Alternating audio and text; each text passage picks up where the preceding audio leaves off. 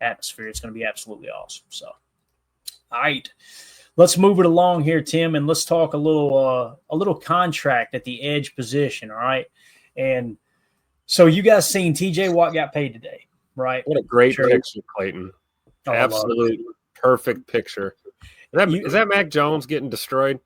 Dude, if you want to see just prime Rashan Gary, like Rashan Gary at his best, go back and watch them play the Patriots. And I want to say it was at Lambeau. I want to say it was 2022. It might have been 23, but I think it was 22. Anyway, just, go look at the 23 calendar. If you don't see it there, check 22 or a past schedule.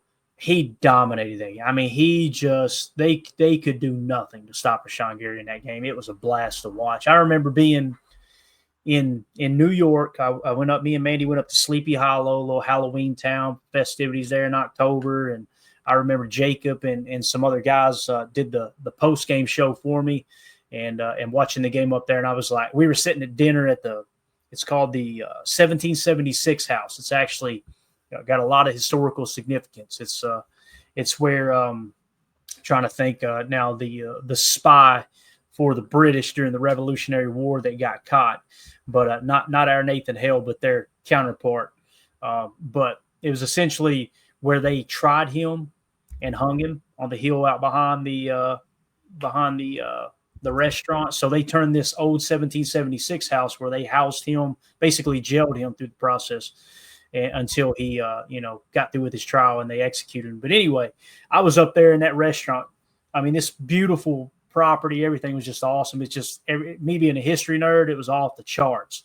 And I've got my phone on the table. Everybody eating fine dining dinner, and I'm watching the Packers game on the table. I just remember Rashan Gary absolutely dominates. So anyway, that's what that picture was from there. So Rashan Gary's contract / production compared to TJ Watt and Maxx. Look how I spelled this, Tim. Crosby. That's phonetically spelled right there. I love it. Thank you very much. So let's go back to Rashan Gary's first contract, right? When he was drafted into the league, his cap hit was 2.8, 3.6, 4.3, and $5 million flat. All right. That was his initial rookie contract, right? So now let's talk about production and what Gary's done throughout his entire career here. Okay. When, you guys know how I feel about quarterback pressure percentage. If you just focus on sack numbers, you're not keying in on run stops. You're not keying in on getting the quarterback off his spot. You're just simply looking at sack numbers. This ain't going to look too appealing to you. But when you look at the quarterback pressure percentage, again, 10% is kind of that mark. If you have above a 10, 11%, you're considered a very effective pass rusher, right? 2019, Gary was 12.3%. 2020, he jumped to 16%. 21, he jumps to 15.8%. 22, he jumps to 19%, right? And in 23, 17.4%. And then last year, with Jeff Hafley coming on the team, obviously we've seen them adjust and really start to play the run a lot more. You've seen him get up to 13.4% last year. And the big thing that you want to notice here is look at the snaps too. Like, he's played more snaps the last 2 years than the previous year. He had that ACL injury in 2022 that dropped those snaps down. 23 jumps up to 561. Last year he jumps to 605, but he's still nowhere near some of the top edge rushers in the snap count they got. That's a Matt LaFleur thing. And you could confidently say that's a Matt LaFleur thing because over the years he's gone through 3 defensive coordinators now, and it's all stayed a heavy rotation. So it's got to be Matt LaFleur's idea to keep that heavy hockey line rotation going with the defensive line, defensive front. So Gary's new contract, all right? So in 2023, you see that new contract go into effect. Cap hit was $11.8 million, $11.1 million, all right? Then it jumped to $25.7 this year, okay? So it's easy for some people to look at this year's cap hit and go, whoa, that's way too much money for the level of production that Gary's gotten. Are we just going to conveniently ignore the fact that the last 2 years it was only $11 million cap hit? You know what I'm saying? So the way that Goody structures these is the cap hit's going to go up, and you can get out of the contract if you don't think the player's worth it. Now, obviously, him leading the team in sacks, quarterback pressures, run stops last year, you're going to and also the highest PFF grade on the defensive line as well. So everything across the board, Gary was the best defensive lineman for the Green Bay Packers according to all the analytics. So pay that man his money. $25.7 million. Obviously, you see that number and you go, whoa, that seems pretty extensive, right? Hold on a second. Let's talk about the other guys. And again, remember these comparisons in terms of quarterback pressures and focus on the snaps. The reason the sack numbers are down is because you got less snaps, right? Let's go to TJ Watt's new deal, guys. Actually, this isn't his new deal. This was the deal leading up to the new deal, okay? So TJ Watt, $8.1 million in 21. He jumped to $24.3 million. In 2023, he was making $29.3 million. All right.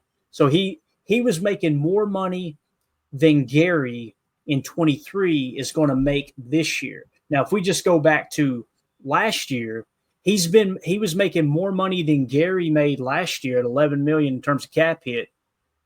And in 2022, he was doubled that, over doubled it in terms of cap hit.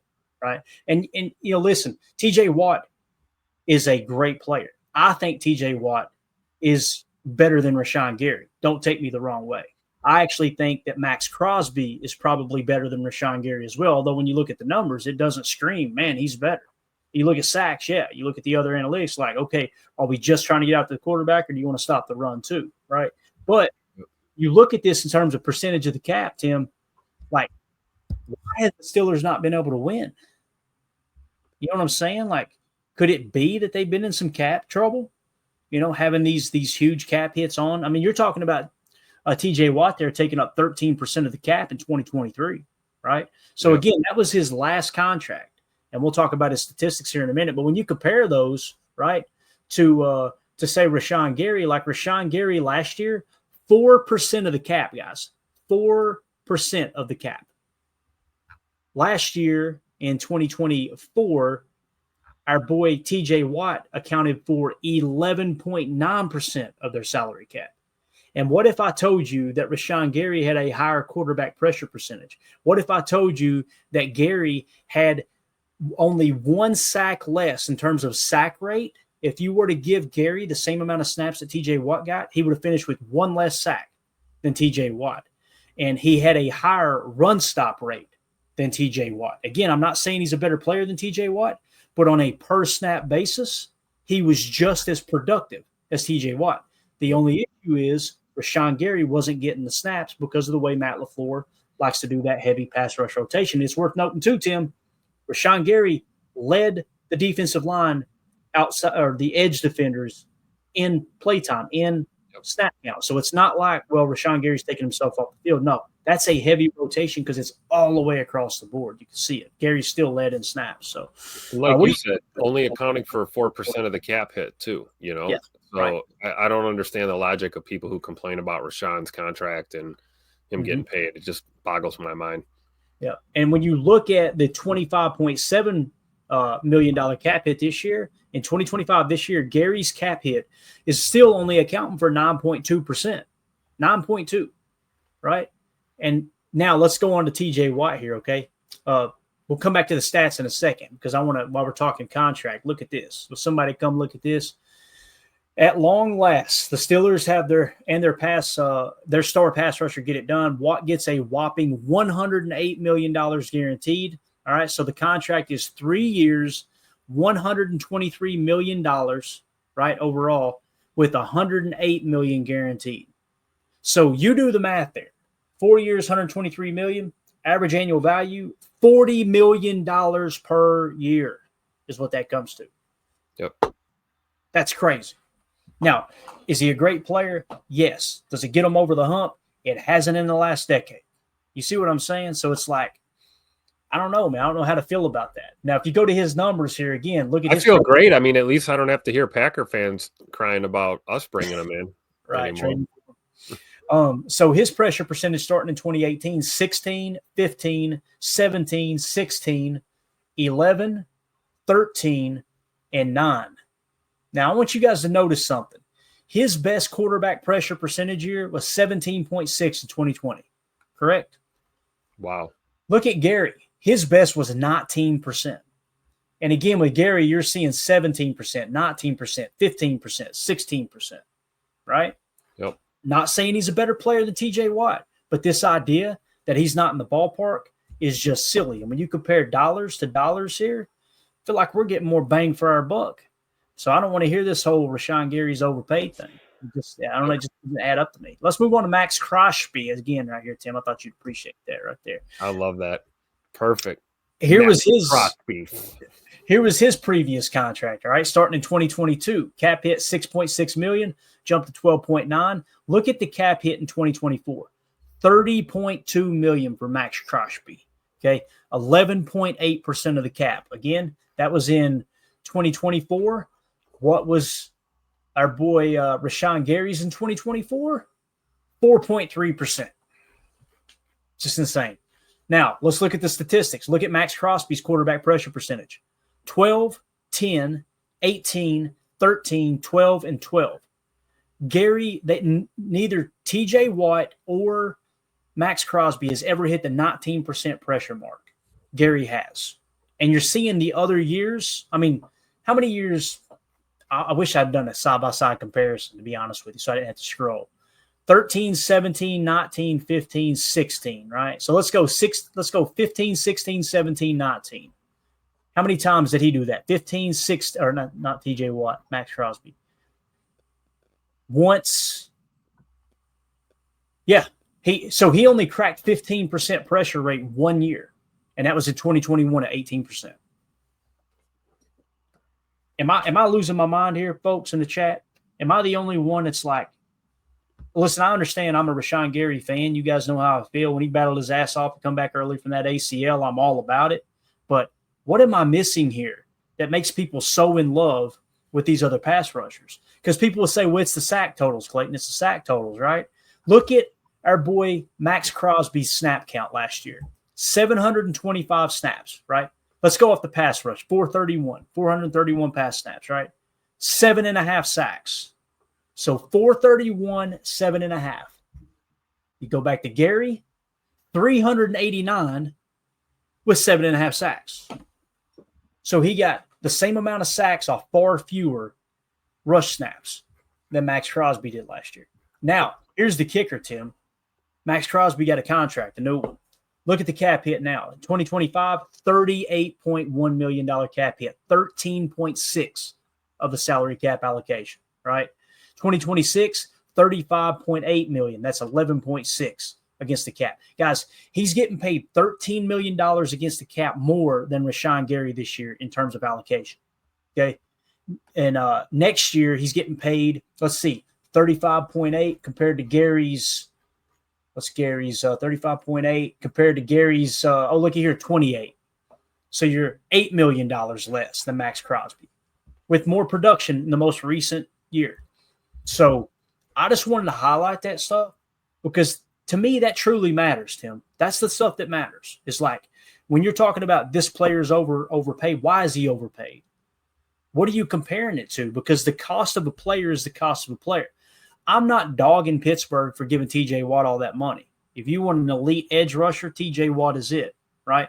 I'm not dogging the Raiders for doing that with Maxx Crosby. My question, though, is why are we always dogging Rashan Gary for making 4% of the cap last year and this year still far, far less than these two guys, but you want to go trade for a Maxx Crosby. You want to go trade for a TJ Watt. You know what I'm saying? I totally know what you're saying. I mean, I just pulled up our lad's depth chart on the Raiders right now. I mean, other than Maxx Crosby, who's their edge rusher? Look, I'm sure we can go over to Pittsburgh's depth chart and find a similar story. Meanwhile, we look at our edge room in Green Bay. I feel pretty good about LVN. We talked about JJ Enagbare. And, him kind of being up and down, but I feel good about the depth, even with him, guys like Mosby, we're able to put together, an edge room by committee with, yes, Rashan being your leader and being your star guy. But we have a lot of depth around Rashan Gary, which is something that I don't think the Raiders and maybe the Steelers would have a better argument than the Raiders. But I don't think either one of those two teams has a edge room like we do, honestly. Mm-hmm. Coach Lynn, great point here. He says, yikes, this is at 30 also. So I don't know which player he was talking about. It doesn't matter because they're both, it's going to apply, right? So Maxx Crosby in 2025, 28 years old, okay? So he's probably talking about TJ Watt. So he's 28, and they just signed this new deal. So their potential out is going to be after the 2027 season. So they've got him at 38.1 cap, 35.8 cap, 29.7 cap. If you go back up to Gary, this is the beautiful thing about Gary's contract. And I'm going to say this, and listen, this is how I look at the contracts. This is how I look at the structure of the salary cap. The writing is on the wall for Gary, and I'm going to tell you what I mean by that. In 2025, his cap hit is $25.7 million. Look at the dead cap, 25.5. Anytime you get with $1 million or $3 million of breaking even, you know from here on out, you're off the hook. If Gary hits the wall this year, and I don't think he will, I think he's going to be a dog like he was last year.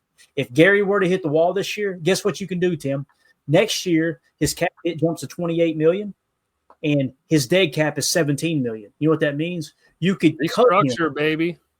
You can restructure, but you can also, let's say he hits the wall and it's just like, okay, we ain't gonna pay. Okay. Yeah. You could cut him outright and free up $11 million in cap space. That's the difference. Now, let's say he balls out this year and you got him next year, and then he hits the wall after next year. Guess what? In 2027, at $31 million cap hit, there's only dead cap attached of 8.5.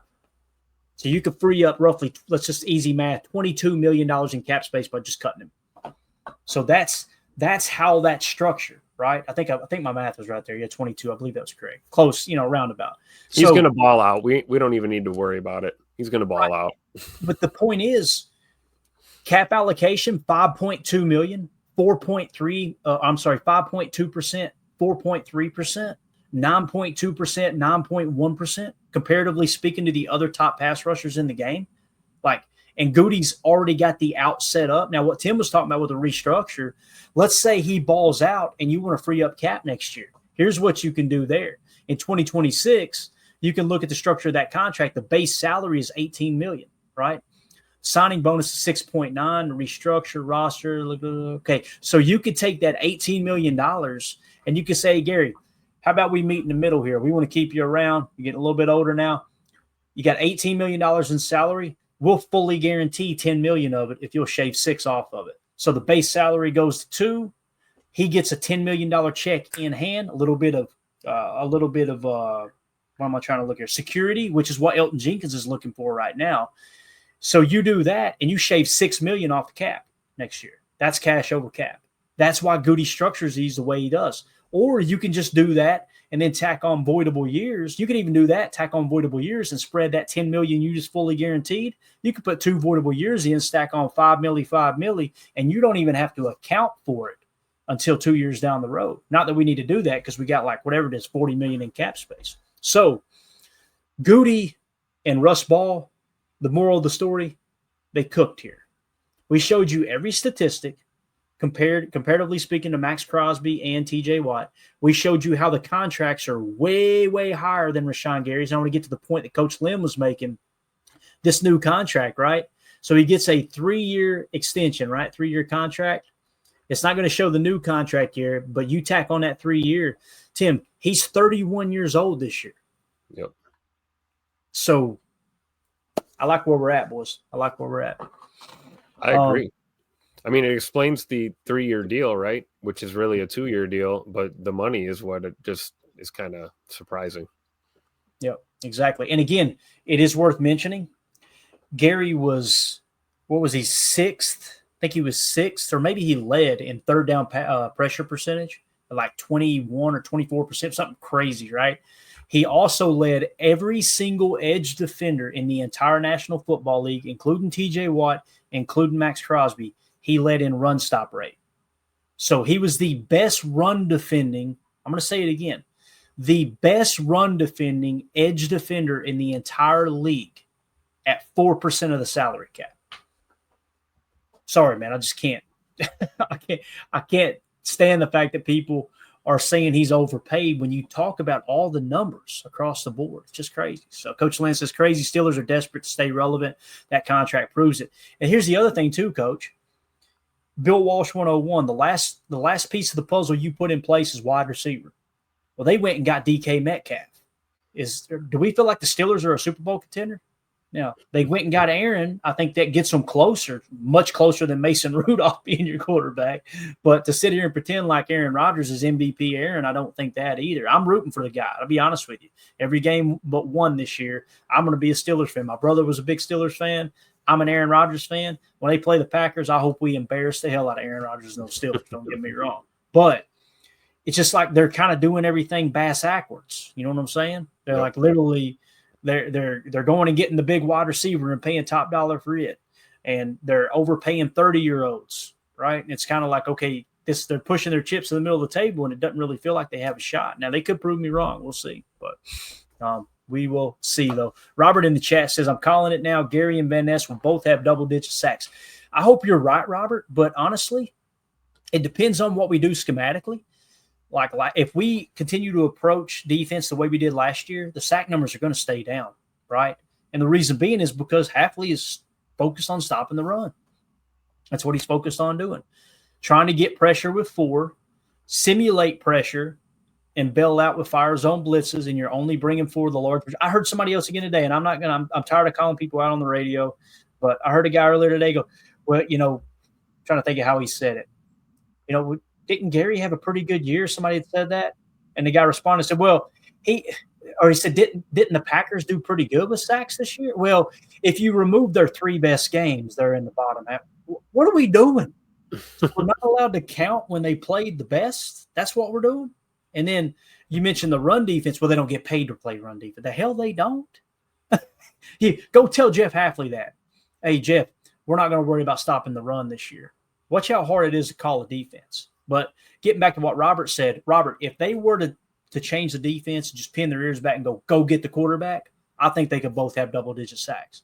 I just don't expect Hafley to do that, Tim, because it's got to be that good balance, right? If you go after the quarterback, and Robert's not saying do that and be irresponsible. I think he's just excited about where this pass rush can go. If you decide to do that, you may be taking one thing away from the offense, but you're giving up another. That's how that works, right? So, yep. That's why it's crucial, like our stack backers, we got to see these guys, how they play together. Because if we get good linebacker play, it's going to allow our edge guys to tee off a little bit more. And maybe you will see Hafley dial up a little more pressure. You never know. Yeah, sure. All right, so there you go. There is your Rashan Gary, TJ Watt, Maxx Crosby contract breakdown. I thought it'd be important just to kind of take a look at that since that was in the news today here on the eve of camp. Let's jump into the Patreon questions here real quick, Tim, then we'll wrap up, man. Ron Samble in here.